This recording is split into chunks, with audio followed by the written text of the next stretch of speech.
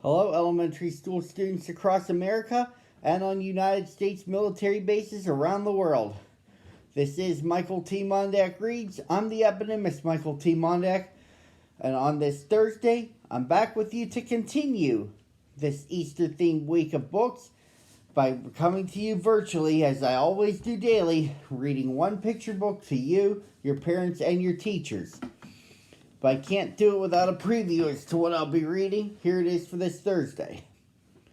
Earlier this week, I mentioned that one of the traditions of Easter is decorating eggs. I'm sure many of you do it at home where you are. What if they had a contest to decorate eggs, and the prize for the winner is to help hide the eggs the following year? It's part of a storyline written and illustrated by Jan Brett called The Easter Egg. Let's get started.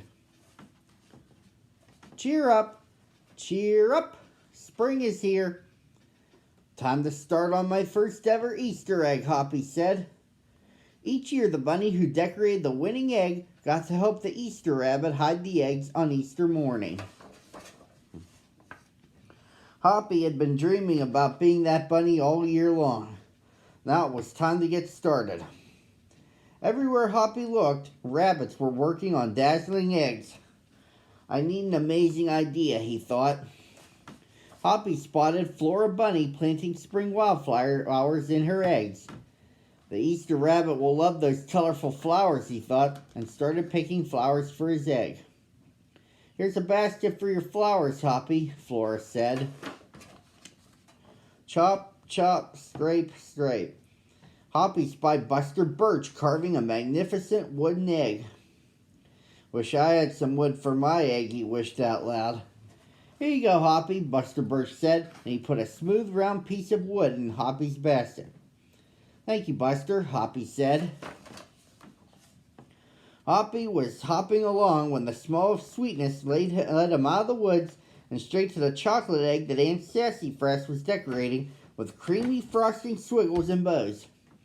Hello, Hoppy, she said, and she put some chocolate squares in his basket. Hippity hop, Hoppy exclaimed. I'll make the Easter rabbit a chocolate egg so sweet it'll make his whiskers tingle. Then Hoppy saw Granny Irene decorating one of her fabulous story eggs. First, she traced the design on the egg with a special tool. Then she dipped the egg in pots of yellow, green, orange, and red dye, adding to the design each time. Hoppy couldn't believe his eyes. I'll never make an egg that beautiful, he told Granny Irene. She smiled. Try, she said, giving him one of her special tools. Hoppy was hopping by Hans Vanderrabbit's garden when he spotted an extraordinary egg. Hans was painting a portrait of the Easter rabbit so real they looked alive. Fantastic, Hoppy exclaimed. Thank you, Hoppy, Hans said. Why don't you make a painting on your egg? He gave Hoppy pots of paint and a fine brush. As Hoppy bounced along, a loud boing nearly knocked him off his feet. It was a whirling, twirling mechanical egg. Whoa, Hoppy said. That's an unusual egg. Would you like to make one? Roberto asked. Hoppy tried hard, but the harder he tried, the more parts and pieces piled up around him. Thank you, Roberto, he sighed. I think I'd better make the egg that is right for me. Hoppy hopped back to the woods and lay down under a tall tree to think. Making a beautiful egg is harder than I imagined, he thought. I guess I don't have to win. I just want to make an egg I am proud of. Suddenly, the woods rang with the squawking of birds sounding an alarm.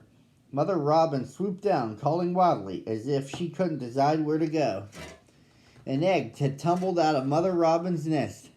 Inside the perfect blue egg was a baby robin that needed its mother to keep it warm until it hatched. Hoppy knew what he had to do. He sat down carefully and covered the blue egg with his soft, warm fur. I'll take care of you the best I can, he whispered.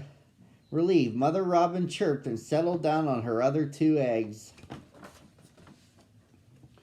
Hoppy never left the robin's egg. If it was sunny and warm, he carefully turned the egg in its nest of moss. If it was rainy and cold, he kept the egg covered and dry. At night, wild animals passed by. Hoppy crouched down and stayed hidden in the ferns.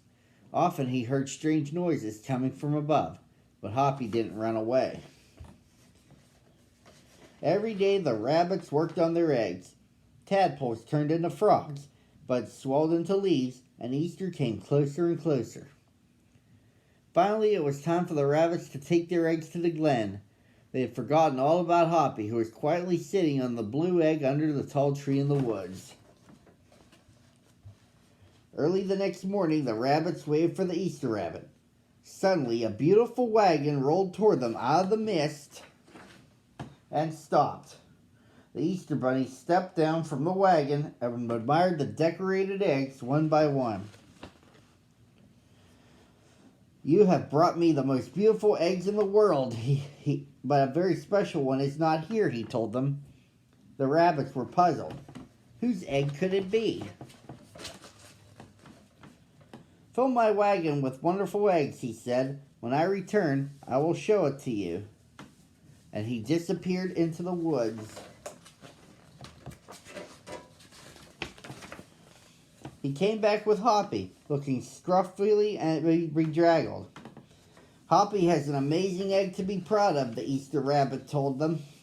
"He has kept Mother Robin's egg warm and safe until her baby bird hatched and she could take care of it."